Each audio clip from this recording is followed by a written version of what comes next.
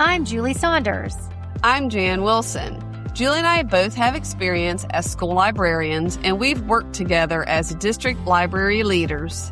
In each episode, we'll dive into our profession with interviews and meaningful content to inspire you.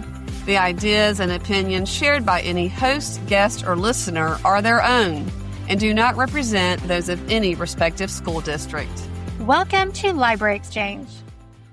Does your library's reference section contain high-interest titles that draw kids in and produce large circulation numbers? If not, welcome to Abdo Reference. Abdo Reference includes 3 great imprints that will change how you think about reference and research materials. Imagine your students checking out high-interest library-bound titles that serve their pleasure reading needs but also do the heavy lifting of instructional support. Abdo Reference is a K-12 solution that can help put your learning dollars to the greatest advantage. Check out Abdo Reference today at abdobooks.com. Julie, guess what? What? Well, I really want to say chicken butt. Anyway, I raised all boys, by the way. Okay, Julie, do you have your passport ready? I do. All right. We're traveling overseas with today's episode. Are you excited? Very. Okay. Well, it's not a surprise to you, but good acting. Last year, we went down under to Australia, and today we're checking in with a librarian from the heart of Europe. We're going to Germany. Yes, we are. We've been looking forward to having Alyssa Trommler as today's guest. You may know her as the International School Librarian on Instagram.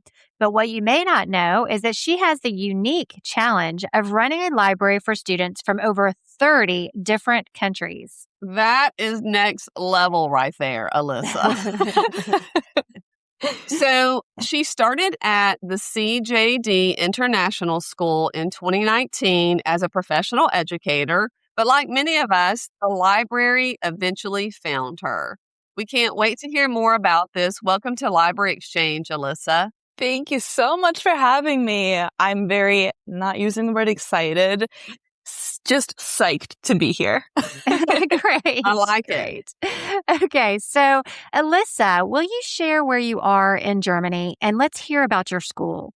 Yeah, so actually I live in Goslar, which is a really cute little fairy tale town. You might have seen a few videos on my Instagram about that as well, but my school is in Braunschweig. In English, you would say Brunswick. So can you tell us a little bit more about the actual school and the makeup of the school? How many students, the number of faculty? Yeah, so my school is CGD International School, and we have 50 staff members and 250 students at our school. As you mentioned, from over 30 different countries, over 6 continents, which is really, really fun, actually, to talk to all these children from different cultures and different languages and welcome them into the library. And what are the grade levels that you serve?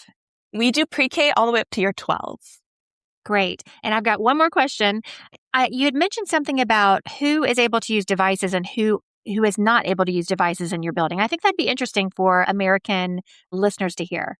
Yeah, so actually they just decided that years 1 and year 2 will not get devices this next year, only from year 3 up. However, in the library, we have a rule that only from year 8 and up are allowed to use devices at the time. So you may have to interpret what you mean by year 1 and year 2. Can you convert that to what a grade level would be in the United States? Yeah, so instead of saying grade 1 or first grade, second grade, we use year 1 and year 2. So first grade would be year 1 and second grade is year 2 then. Great. Okay. So, Alyssa, I have to start with this because I know everyone else is also wondering, how did you go from Wisconsin to Germany? So the original plan was actually to move to Spain. I have my bachelor's in Spanish and humanities, and I wanted to continue to become a Spanish translator.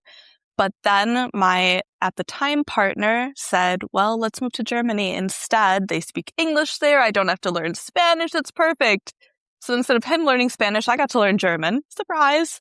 But it worked out. You know, I didn't know how long I would be here. And even though he and I ended up splitting up, I met my now husband here, fell in love with the country, fell in love with the language, and almost 11 years later, I'm here. We've got 2 beautiful kids, and I'm happier than I've ever been. It's really amazing. Oh, I love that.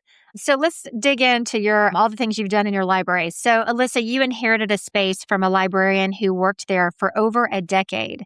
We love that you became motivated to add the books, redesign the space, create a reading incentive program without a budget. But let's start with this. You needed new books. You had zero budget. How did you get started? Yeah, so I was a little bit bummed at the beginning to hear about that naturally, but I decided that I was just going to do something about it. And so I asked if I could start an Instagram page and got the okay from our marketing department to be able to do that. And I thought, okay, well, there are some other librarians on Instagram who do this and they put their Amazon wish lists up there. Actually, quite a few American librarians do this. And so I took inspiration from that. Most schools in Germany are funded by the government, so this doesn't really have to be a thing over here. However, since we're a private school, that's also an international school. So we don't follow a German curriculum. We're an English-speaking school. Because of that, the German government doesn't support us whatsoever. And so all of our funds that we get in through the fees through the students go to paying a lot of our staff and go to lots of other things that are needed. So Instagram was my bestie at the beginning. So, Alyssa, did you have any other tips and tricks you wanted to share on how you could get donations to add more books to your library?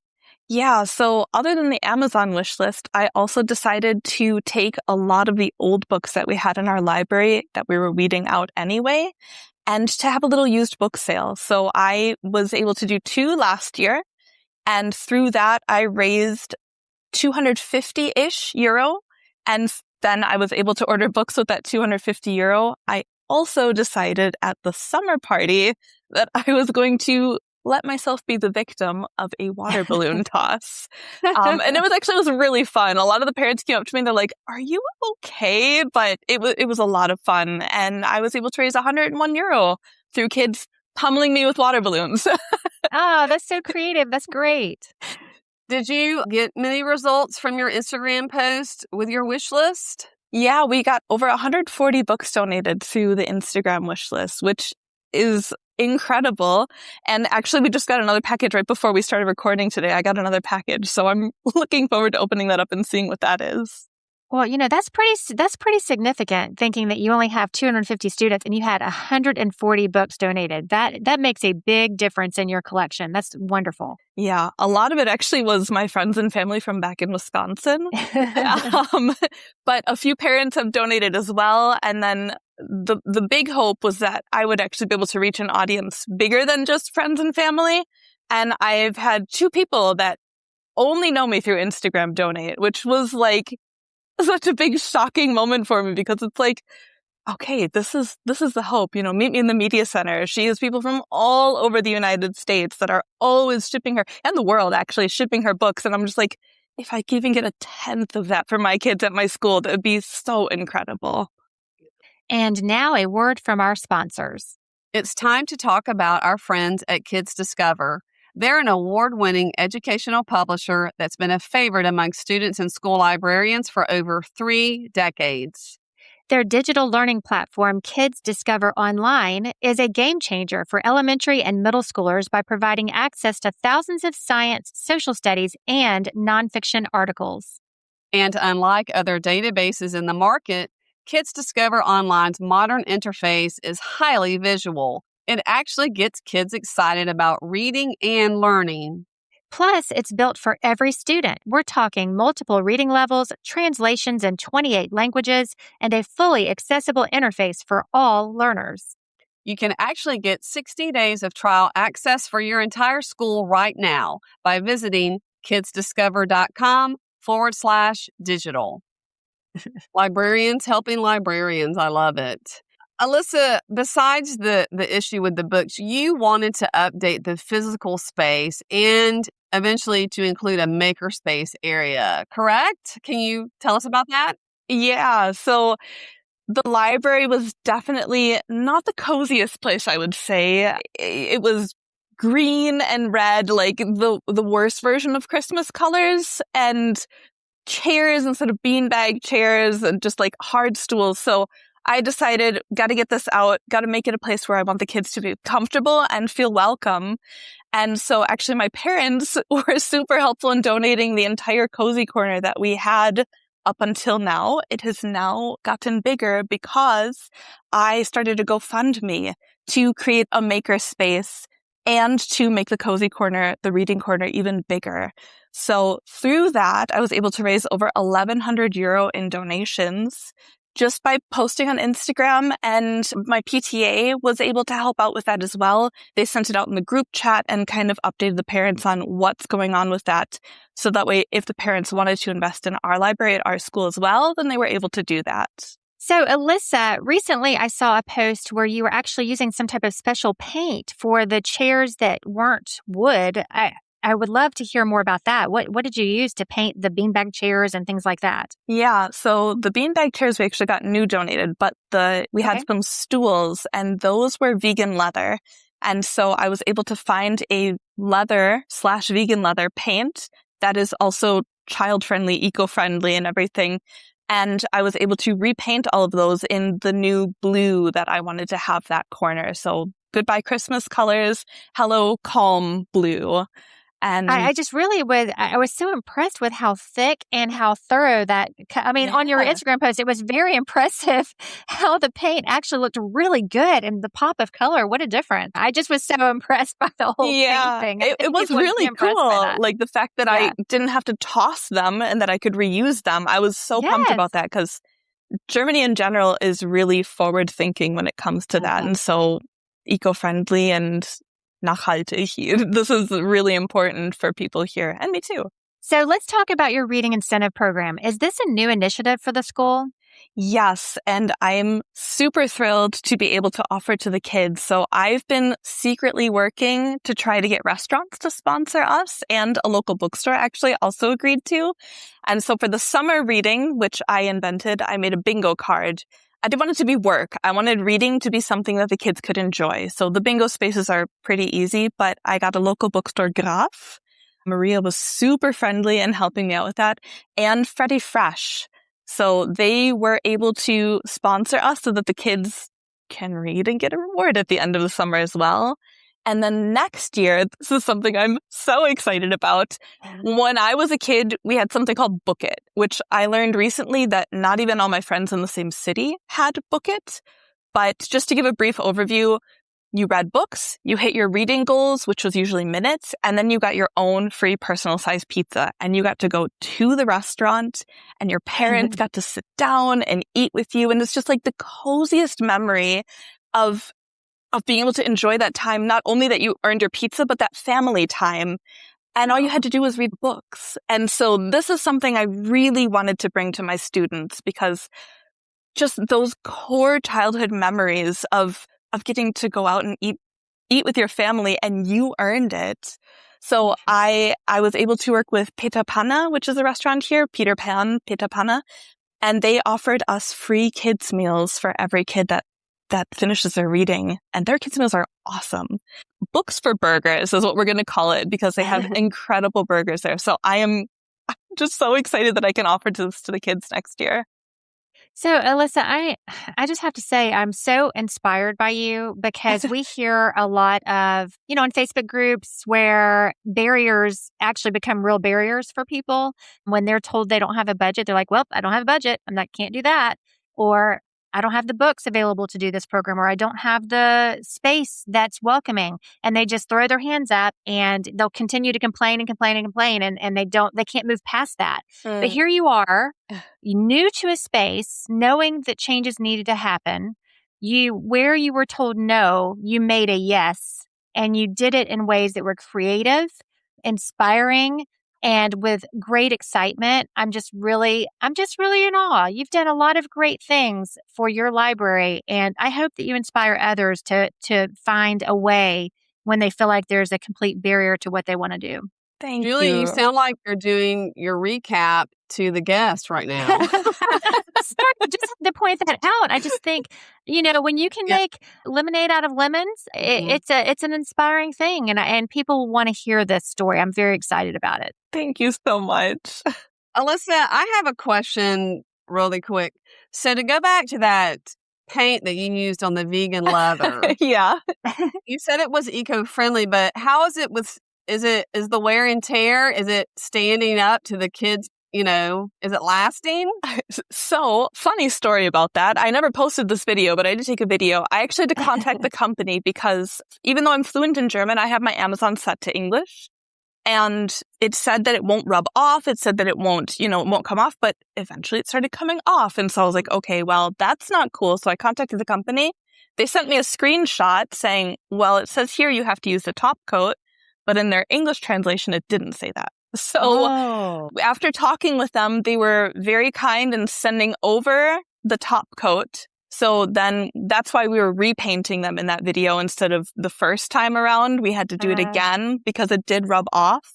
But now with the top coat, they say that it should hold up because it's made for car seats. So, people scoot across the car seats when they're going into the car. I'm hoping it'll withstand the test of time. That's what they promise. So we'll see come 2-3 weeks into the next school year, but I'm hopeful. I really hope that people do visit your Instagram because what you've done to redesign the space is really cute, and some of the creative ideas, even when you took the carpet and you put the two pieces of carpet together with the fastener in the middle underneath, and just to create a new space. So you've made this tiny area transformed where you have books that are available, but also have workspace. You have, places for the younger students, places for the older students. It took a lot of creativity and imagination to make that happen, but it's really fabulous. Thank you so much. Yeah, it's all about the budget. Buying a huge carpet like that costs a ton of money. They're so hard to find. But this was also Ökotex, which is like an eco standard here in Germany. Both of the carpets are Ökotex. And so I was able to get 2 70-euro carpets and just put them together with that special carpet fastening tape rather than spend €1,000+ on a giant carpet. So wow, great. Thank you. Those creative problem solutions. Yeah, that's right. That's right. Creative problem solving. That's exactly right. Librarians want to hear because that paint with the top coat, what an easy solution for people who have furniture that is kind of worn and torn. Alyssa, I want to thank you for your time. And can you remind our listeners how to follow you on social media? Yeah, so I pretty much only use my Instagram right now, actually, but I'm International School Librarian. There are little points in the middle, but you can find me if you just search for that. I have a TikTok, but I haven't updated it since day one because I'm just so bad at that. But yeah, Instagram is where you can find me. Great. Thank you so much, Alyssa, for sharing your story today. My pleasure. Thank you so much for having me. I really appreciate it. We've exchanged ideas. It's time for the recap. Again, Julie, another school librarian with challenges, but she has such positive energy. So positive. Yeah. So when I went back and listened to our interview to prepare for this recap, I thought, I wonder if it makes our listeners feel better to know that far across the Atlantic Ocean, a librarian in Germany is also trying to run a library on a zero budget. Not sure. Wait, what's that? Oh, it does make you feel better? You're welcome. Right. So Alyssa was very creative in how she found solutions to the barriers that were keeping her from providing quality library services, creating an Instagram account and promoting her Amazon wish list. She started that last November and had already raised, or actually had donated 1,000 books to her collection. Yeah, it's been successful for her for sure. Speaking of books and budgets, May's School Library Journal cover story is the budget and funding survey results. I think it said over 800 libraries responded, and the title of the article is Unmet Needs, which I guess sounds better than we're buying our own glue sticks again. Okay, that's my last sarcastic thing for now. Anyway, but before we move away from donations and fundraising, I want to mention something I heard that was successful and profitable for a librarian. I heard it in June at the Georgia Library Media Conference.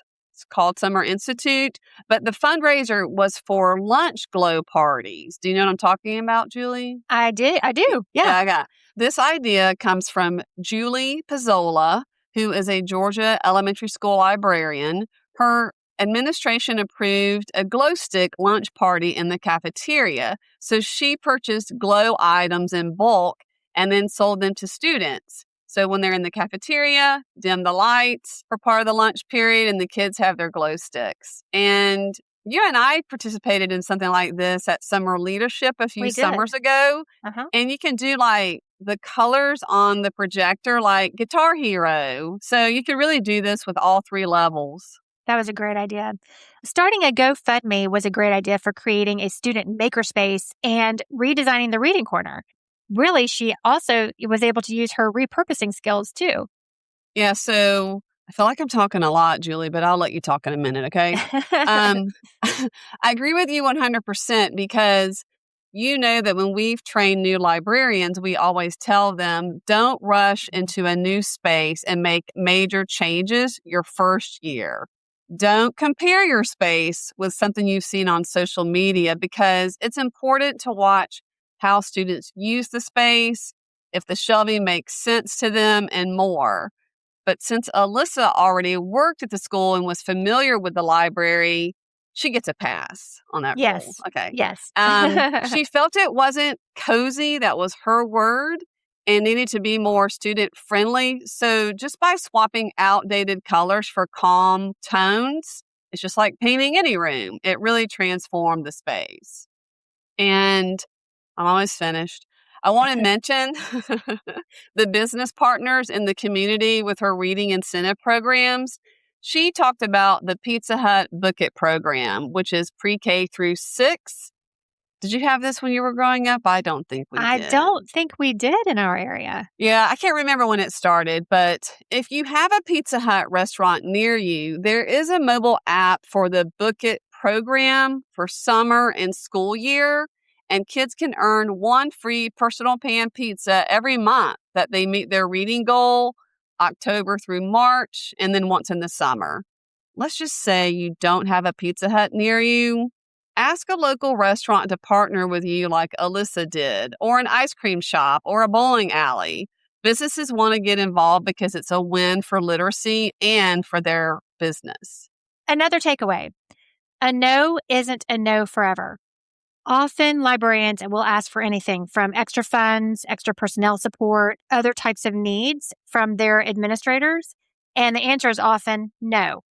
But remember, that is not a forever no. If you really believe in something that will truly improve student impact and will help you provide quality library services, continue to ask in a variety of ways, more than once and to more than one person. Mm-hmm. I often tell people that between my former director and me, our district budget for books remained the same for almost 18 years, even though we added dozens of schools, tens of thousands of students.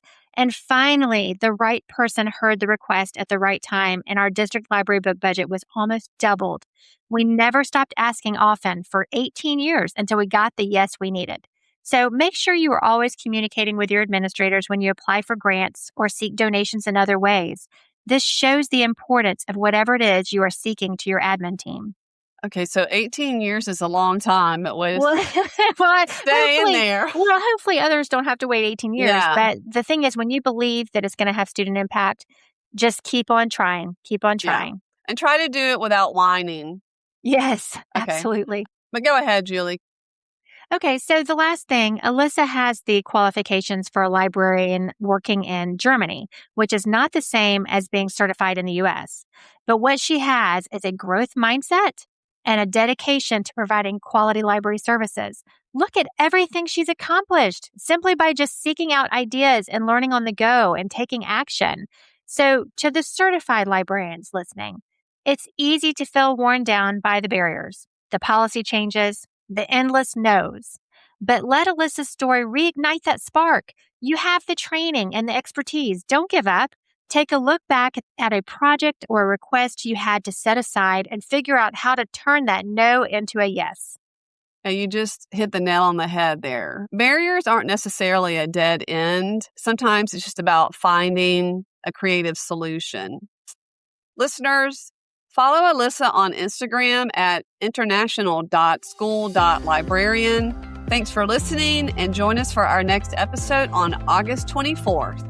Make sure to visit our website at www.libraryexchangepodcast.com. There, you'll find episode notes, resource links, and a link to our Etsy store.